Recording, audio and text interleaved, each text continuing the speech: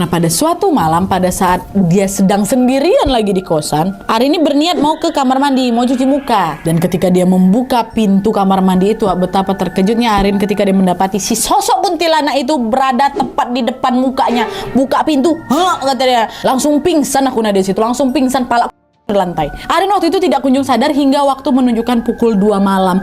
Nah, pas bangun itu, bangun sendiri dia nih kan, Arin mendapati dirinya masih terbaring itu kan di lantai kosan. Karena dia masih ingat dengan jelas apa yang dia lihat tadi. Dia pun langsung nelpon Yuda nih, pacarnya, dan menceritakan kejadian yang baru saja dia alami.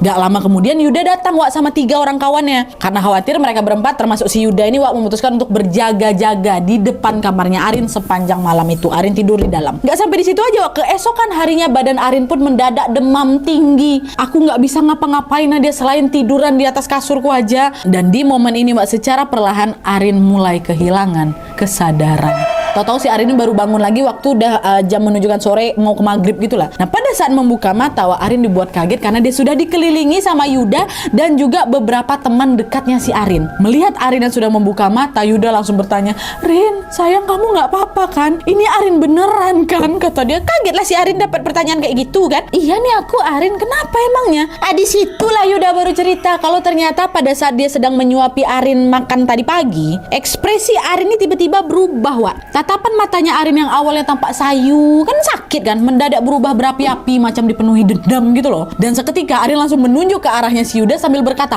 "Aku benci sama kamu, aku benci sama kamu, aku benci sama kamu," kayak gitu. Dan gak cukup sampai di situ aja, Arin secara tiba-tiba lari dia ke dapur buat ngambil apa? Bukan ngambil pisau, ngambil tali tampar, tali plastik itu. Dan diambilnya. Di momen ini kalian tahu Arin berusaha tali itu sambil terus bergumam, "Oi, merinding aku. Dia harus ikut sama aku.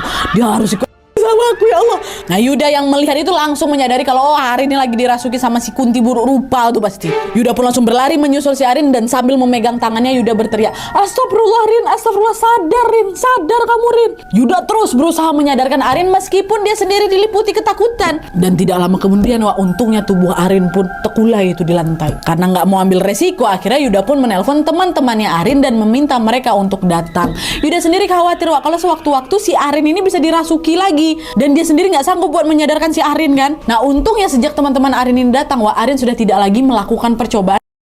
Tapi walaupun kayak gitu, sosok ini sesekali masih merasuki tubuhnya Arin yang lagi terbaring di kasur itu, masih. Waktu kamu udah aku selamatin tuh, yang kamu masih juga lagi kayak kerasukan kayak gitu. Kami laki-laki di sini semua nggak paham. Siapa tahu yang bisa manggil kau kawan dekatmu juga. Arin yang mendengar penuturan Yuda pun langsung berinding bukan main, Di